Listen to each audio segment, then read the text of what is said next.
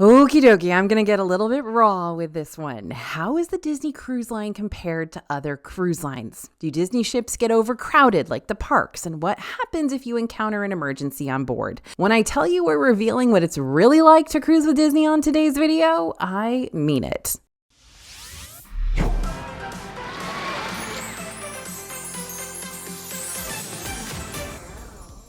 Hey everybody, it's AJ for Disney Food Blog. With the recent release of the Disney Treasure back in December and the up-and-coming releases of Disney Adventure and Disney Destiny, I guess you could say Disney Cruise Line has been a hot topic for a lot of folks lately, especially those planning upcoming vacations and wanting to know if a Disney cruise is a viable trip option or just really hyped up at the moment.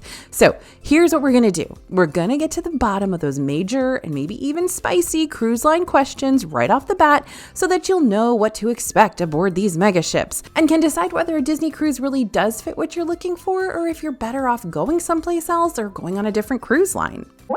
Okay, is this just for kids? Will I feel weird cruising with Disney if I don't have kids? This is probably the number one question we get asked about the Disney cruises, and I think it's fair. After all, you've seen Disney's advertisements for these cruises.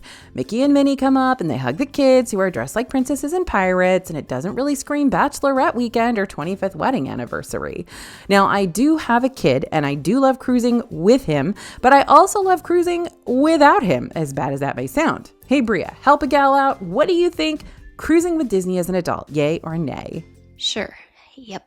Let's let the childless millennial step in for a minute. I literally had this conversation with one of my good friends the other day. We were talking about taking a cruise together next year, and she told me that she wanted to pick one that was for adults only. Fair, fine. But being the Disney fan that I am, I still had to throw Disney Cruise Line into the ring just to see if she'd bite. And while my friend isn't opposed to taking Disney vacations or anything, this suggestion did make her cringe a bit. Apparently, the thought of being out on the water, surrounded by a bunch of kiddos for days on end when neither one of us is a parent ourselves, wasn't exactly her idea of a good time. I'm definitely gonna hear her out on this one, especially since there are several adults-only non-Disney cruises that'll probably be a much cheaper cruising experience than what Disney has on offer anyway. But I've cruised with Disney with just a group of adults before, and I had an amazing time doing so. No matter which Disney ship you choose, there are several 18+ areas on board each ship, including Quiet Cove Pool Bar, several lounges and cafes, Senses Spa and Salon, mixology classes and beverage tasting seminars, premium dining experiences, Serenity Bay on Castaway Key and Lookout Key. There are even activities that you'll find on board your ship that'll be labeled 18+ on your Disney Navigator app. And as a parent myself, I want to point out that parents who are looking for a little date night escape on board one of the Disney cruises are still able to drop their kids off at a fun kids-only location on board, like the Oceaneer Club, which is free, and it's a Small World Nursery, which is an extra fee, so that they can have a kids-free evening too. But even the sections of the Disney cruise ships that aren't adult-specific are still tons of fun for adults to check out, from the stage shows to the rotational dining experiences to dance parties on the top deck. A Disney cruise is made for all ages, just like the Disney parks. You just have to know how to be whimsical and have fun. Okay, are there characters like everywhere? So sometimes we're asked this question because families want Disney characters to be around every corner of the ship. And sometimes we're asked this because passengers would really rather not have Mickey Mouse following them around the pool or, asking for a rousing game of shuffleboard. You'll be happy to know that my answer to this question can somewhat appease both sides. Yes, characters are prominent on the Disney cruises. You're going to see them pop up during select rotational dinners and special sailing events like Marvel Day at Sea or Pixar Day at Sea, deck parties, and those evening off-Broadway style performances. But as far as those one-on-one meet and greets are concerned, if you don't want to do them, they're pretty easy to avoid. And if you do want to take part in them, they're pretty easy to track down. So it's a win-win. No matter what ship you're cruising on, you can expect to find pop-up meet and greets around the lobby atrium and the gangway. They can pop up other places too, like near the main pool area or on the midship balconies. And then there are the specialty meet and greets that are so extremely popular. You're going to have to grab a free ticket for those on the Disney Navigator app or the Disney Cruise Line website before you set sail. The advanced booking window for character meet and greet tickets varies depending on the Castaway Club level of the guest. Kids are going to have even more opportunities to meet and interact with the characters too over at the Kids Only Oceaneer Lab and Oceaneer Club. Meet and greets also happen on those Disney-owned island destinations, Castaway Cay and Lookout Cay. So to answer your question, yes, Disney characters are very present during your cruise and they're easy to find, but they're not going to be everywhere on your cruise and they're easy to avoid. You don't have to worry about heading over to Senses Spa and seeing Minnie Mouse chilling in the rainforest room or going up to the adults-only deck and finding Donald Duck taking up a good portion of the infinity pool. Meet and greets are pretty well dispersed throughout the ship and throughout the day too, so if you want to find a certain character during your cruise, check your Disney Cruise Navigator app. By the way, Bria has made that the words there very, very big. So she really wants you to check your Disney Cruise Navigator app for the full schedule of meetups. And it's recommended that you show up to the meets a few minutes early, like 10 minutes should be enough in order to limit the amount of time you spend waiting in line. Sometimes those lines get real long. And to maximize the amount of time you get to spend meeting the characters. But yeah, I'm going to be honest with you. I'm not a huge character meet and greet fan because I feel kind of awkward and I don't know how to talk to them. I don't know how to talk to regular human beings, so I certainly don't know how to talk to Disney characters most of the time. So I do tend to avoid the character meet and greets, and it's not hard to do. Just, go the other way. Don't join the giant gaggles of people waiting in line to see the characters, and you'll be fine. So is it always super crowded? When I say the words Disney vacation, the first things that might pop into your head are long lines, major crowds, bottleneck pathways, really hot, and the likes. Disney cruises can be busy, especially during those peak travel season times, but they're nothing like the crowds you're going to experience during a Disney theme park vacation. Mostly the crowds are going to be the most prevalent when you're waiting in line to ride like the Aqua Mouse on an afternoon at sea, or when a party's about to happen on the top deck and everybody's up there, or when it's breakfast and literally everyone on board wants to grab some morning grub over at the all-inclusive buffet, or when you're trying to get off and on the ship. So those times when everyone's in the same place at the same time, it can feel horrific, like really crowded. But when everybody's spread out around the ship, it is not bad at all. So you kind of get the two extremes when you're cruising with Disney. And I'm sure that that's true with other ships as well. Now, there are several ways to avoid the peak of the cruise crowd, so you never have to feel overwhelmed by them. Strategy number 1, prioritize the rides first. So if you're able to hit up the water slides or the coasters first thing on embarkation day, just as soon as those rides open up, you can avoid having to wait to experience them on your days at sea when lines can get to be 30 minutes long. That's why you're going to want to make sure you've either got your swimwear on under your clothes when you board or inside your carry-on bag that you didn't hand off to the red shirt crew members before you parked. Strategy number 2, grab breakfast someplace else. If you're looking for lighter crowds in the morning, skip the buffet area and consider eating at one of the other open dining rooms instead. Usually these dining rooms only open up during dinner time, but some of them welcome you in for a much quieter morning meal too. By the way, you can also order 24-hour room service, and that includes breakfast. Your breakfast menu is not going to be in the book where your room service menu is. It's going to be in the little drawer in your little desky vanity thing, and then you can hang it on your door the night before, and they will bring you your breakfast. And then you don't have to eat breakfast with anybody. You just sit there by yourself on your bed and watch TV. Strategy number 3, stay on the ship. I don't recommend this strategy for every port you make a stop at, because you'll definitely want to do some exploring at a port of call you've never seen before, but if there's a particular cruise port your ship docks at that either you have seen before or you don't really care to venture around regardless, then you can always use this time at port to stay on board the ship and experience way fewer people in the pools and the spas and the lounges and everywhere else. By the way, if you're planning on cruising on the Disney Treasure, we have got tons of Disney Treasure secrets to share with you if you're considering taking a cruise on that one, or even if you're just curious to see how different it is from the other Disney cruise ships. So if you want to learn more about the dining, the staterooms, the decor, and the hidden details of this brand spanking new ship, be sure to scan the QR code you see on the screen now to download our free Disney Treasure Ultimate Guide. Or if you're watching this from your phone, head to disneyfoodblog.com/treasure after this, and we're going to send that guide straight to your email. Did your ears perk up when we started talking about seasickness? That might be a big concern of yours. It is for a lot of people, and I get that. It's one thing to avoid a spinny ride at a theme park because of motion sickness, but when you're stuck on a boat for days at a time, there's no getting around that, and a lot of us don't even know if we get seasick until we're already pulled away from the port. For the most part, a Disney cruise isn't going to be like crossing the Drake Passage or anything. Here's the Drake passage for context. Intimidating stuff.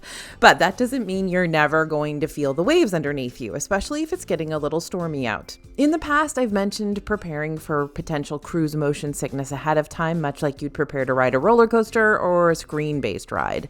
But one of our DFB viewers, Jim, hi Jim, wrote me an email a few months ago to help us refine this tip to make it more cruise appropriate. According to Jim, one of the big newbie mistakes that a passenger can make is taking Dramamine or putting on a seasickness patch just as your ship starts to debark. These medicines can take hours to adjust to your inner ear, as well as unpredictable movements that trigger motion sickness. So if you take them right when your ship starts moving or right when the queasiness starts to set in, it's going to be too late. You're better off taking these seasickness meds the night before you board, or to be on the safe side, maybe even 2 nights before you board, just so your body can get adjusted. This next one's a big one, especially if you're sailing over there in the Caribbean. There aren't any mysteriously mystical weather domes placed around Disney cruises that prevent Mother Nature from doing her thing. So if a storm's brewing out on the ocean blue, your cruise could be impacted by that. So what happens if you book a Disney cruise and the weather decides it wants to try and mess everything up? Well, if it's just a little rainstorm or a sprinkling here and there, your cruise will stay on course. Just brace yourself for choppier waters. If there's any lightning in the area, the pools and water rides will have to close for a temporary amount of time until the coast is clear. However, if the storm your ship encounters winds up being more severe, it's very likely your cruise won't be canceled, but instead receive a different itinerary. We've seen this happen before. A cruise will have a scheduled stop at a certain port of call, but instead of docking, the ship will have to skip over the port entirely and move on to plan B, a full day out at sea to keep everyone safe and out of the storm's path. Disney will send out emails with more information to travel agents and cruisers to keep passengers updated on the storm situations. And more likely than your whole cruise being canceled, your port excursion for your Castaway Key or Lookout Key day might very well be canceled when there are storms. I know that's disappointing, but it's better to keep everyone safe during these iffy and stormy times. Plus, Disney will refund you when a Disney port excursion has to be canceled due to lightning or high winds or torrential downpours. For excursions that you book outside of the Disney company, for those non-Disney owned ports of call, you'll have to look into that company's policy to see what they say about refunds and the weather. Otherwise, Disney won't be able to help you out with those. But can a cruise be canceled altogether? Well, sure. In situations where a hurricane might be approaching, cruises can be flat out canceled. But if a cruise is canceled, guests will receive a full refund, and sometimes Disney will even offer an added discount on your next cruise as an extended, sorry that things didn't work out the first time around. But remember, if your cruise does get canceled, it's not just your cruise refund you'll want to check up on. You need to check on the cancellation policies for airfare and hotel, rental car, whatever was going to get you to that cruise and from that cruise, because they can all be different depending on who and what and where you book. This is also a reason you might want to get some travel insurance before your trip. Disney has its own Disney Cruise Line Vacation Protection Plan that you can tack onto your cruise line expenses, which can help cover your hide and your wallet in case of trip cancellation or delay or medical emergency or even lost baggage. But my advice, discuss your options by reaching out to a professional travel agent. Like, we always use Small World Vacations. So their services are 100% free and can help you book your Disney cruise, as well as arrange special accommodations you might need on board the ship. They can find cruise line deals that you might have overlooked, and of course discuss your travel insurance options with you so you feel confident in whatever decision you make. I'll go ahead and link Small World Vacations information down below just in case you want to ask them for a free quote. Now, what if there's an emergency on the ship? I have been through all manner of medical situations with my son on Disney Cruise Line, but we were on Castaway Key and he actually ripped his toenail off. That was fun. And had to go to the first aid on Castaway Key, which was an experience, let me tell you, because they basically just poured a bunch of iodine on his toe. It was wild. And we also have dealt with food poisoning, all kinds of other stuff on the ships. So moral of all this, sickness and ripped off toenails definitely happen, even on Disney cruises, but you're not left dealing with them all by yourself if they happen to you. Each Disney cruise ship does have a health center you can use located on Deck 1 forward. Each of these health centers is stocked with over-the-counter meds and bandages and other non-emergency remedies. But if you're in need of some quick relief after clinic hours, you can still purchase first aid and over-the-counter drugs at the guest services desk on Deck 3 midship, as well as at select onboard shops, as long long as you're not docked, that is. Gift shops are only open when you're out at sea. Now, if you're on one of Disney's private island destinations like Castaway Cay or Lookout Cay at Lighthouse Point, you'll find first aid centers on site too. That way you won't have to worry about backtracking to the ship. First aid at Castaway is located near Scuttle's Cove, while first aid at Lookout is close to all the merchandise locations. Now, having been in a situation where I did need to find first aid quickly on Castaway Cay, may I say just take a look at the maps of these locations before you go so that you know where those things are that you might need to access. So look for first aid and look for all of the places where you're going to go on that particular island that day so that you know how to find them and you don't have to kind of wander around aimlessly. And if the situation you're dealing with is an emergency, whether you're on or off the ship, flag down the nearest cast member immediately, or if you're inside your stateroom, call 73000. Emergency doctors and nurses are on call 24/7 for immediate assistance. Disney's medical team may also have to transport guests experiencing a medical emergency to the closest health center, but this will come at a cost charged directly to your stateroom.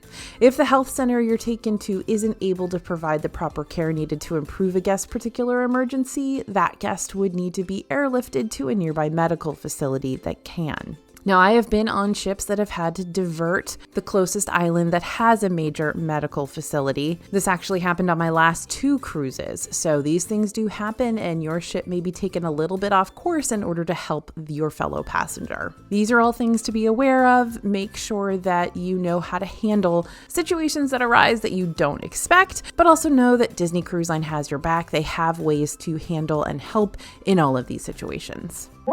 Okay, are there casinos? So if Disney has adult-friendly cruises, does that mean it also has the same adult-centered features that other cruise ships have? Not exactly. At the end of the day, even with Disney's adult-focused areas, Disney still takes a lot of pride in their ships being family-friendly, and they see other uses for the space that other cruise lines devote to casinos. But hey, that doesn't mean you can't win yourself a little extra cha-ching while you're on board a Disney ship. Who's ready for a rousing round of bingo, right? Shake it up, Betty. Bingo does cost extra on Disney cruises, but if you have the potential to walk away with a lot more money than you spent, okay. There are 2 main bingo options you can choose to pay for. Either the traditional paper cards with dabbers, or you can get a bunch of electronic cards. We're talking 48 plus on a tablet that you rent out. While it's fun to be more hands-on with the bingo game and go the traditional paper route, you got a lot higher chance of winning a bingo game when you rent out the electronic boards that keep track of each board for you. And don't worry about an electronic board being boring. Disney really plays up their bingo games, so even if you don't win a cent, you're still going to be thoroughly entertained. So what does Disney Cruise Line do that other ships don't? Well, Disney's no stranger to the nickel and diming plus-up experiences that other cruise lines offer too. However, you'll probably receive a greater amount of all-inclusive perks while sailing with the Mouse. Along with your stateroom price, you're going to get breakfast, lunch, and dinner, except at the adults-only restaurants like Remy or Palo or Enchante. Soft drinks served at meals and at each ship's beverage station are included, meaning a soda goblin like myself can fill up on soda refills all day long. Disney character meet and greets, as well as specialty party days, entertainment, including first-run Disney films at the ship's theaters, room service and in-room dining, that's a big one for me personally, and they offer it 24 hours a day, and several other offerings too, which you can find on the Disney Cruise website. Now, these all-inclusive offerings don't necessarily even out Disney's much higher prices, but the added convenience of not having to worry about extra charges for every little activity and all my Diet Cokes can make the trip a lot less stressful, and that definitely counts for something. Are the Disney Cruise Line rooms really bigger? On average, the Disney ship's standard staterooms have about 25% more space than the average standard ship rooms you're going to find on other cruises. The average standard cabin for Disney measures around 205 square feet, not including the rooms with an additional balcony. The Disney cruises also have more luxury rooms available per ship as well. That being said, Disney's not setting the bar super high here with their standard stateroom sizes or anything. It's not like you're going to step foot into your 205 square foot room and hear your voice echo due to all the extra space. These rooms are still going to be pretty small, even smaller than a standard value room you'll find at one of the Disney World resorts. But everyone knows that cruise cabins and staterooms are going to be tiny, so it's great that Disney actually gives you more space than everybody else does. With that being said, does the location of your stateroom still matter if you're not going to be spending a whole lot of time in it? Actually, yes. So when you book a Disney cruise stateroom, after you choose your room type, you'll actually get to pick your room location from whatever's left over, much like you can do at most hotels. The middle of the ship and lower levels tend to have less rocking and rolling when you're sailing across the high seas, so if you're prone to seasickness, or you think you might be, the bottom middle portion of the ship might be your best bet.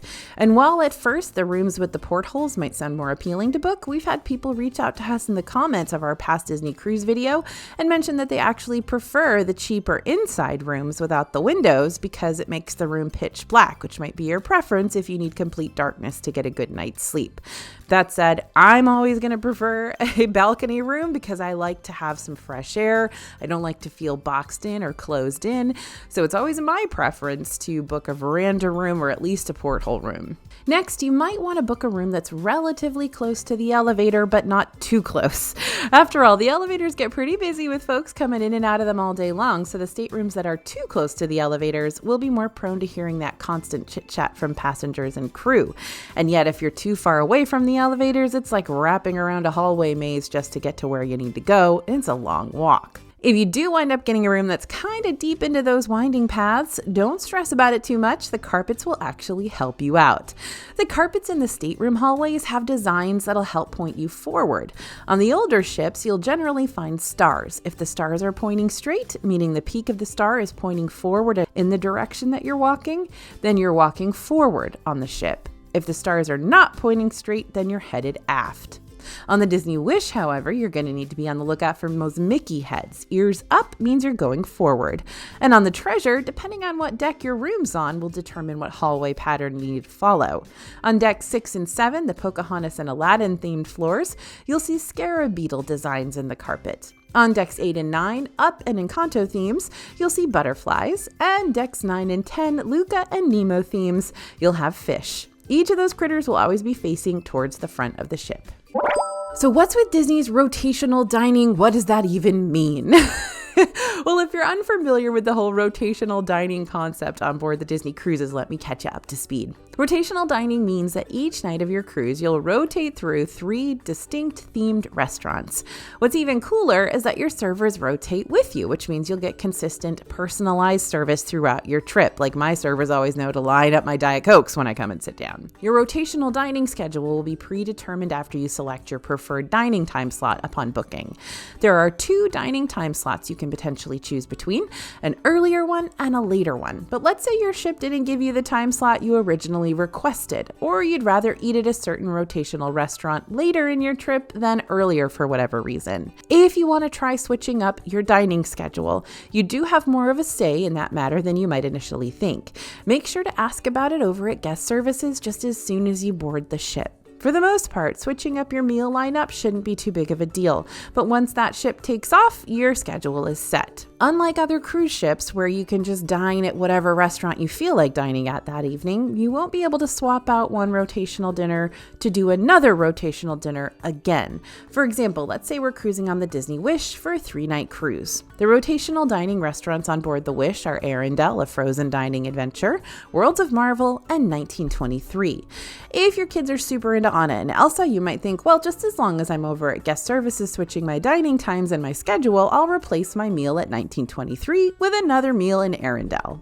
But nope, no can do. That's where Disney draws the line. Disney wants to make sure everyone on board has the chance to experience all 3 themed meals, so one visit to see the Frozen sisters perform only. Now, during longer cruises, you'll get to go to certain rotational dining experiences again for a slightly different dining experience than before. For instance, if you're sailing on the brand new Disney Treasure, the Plaza de Coco dining experience is a 2-parter. Night 1 is a festive gathering of familia starring the Riviera family, and night 2 is a celebration of Dia de los Muertos, where Miguel will reunite with his great-grandparents with the help of his magic guitar. While every group is going to have a scheduled rotational dining time, this doesn't mean you have to go to your rotational dining experience if you don't want to. Disney's not going to track you down and drag you down the hallway and force you to watch Miguel play his guitar while you chow down on Mexican cuisine. If you don't want to go to dinner, then don't go.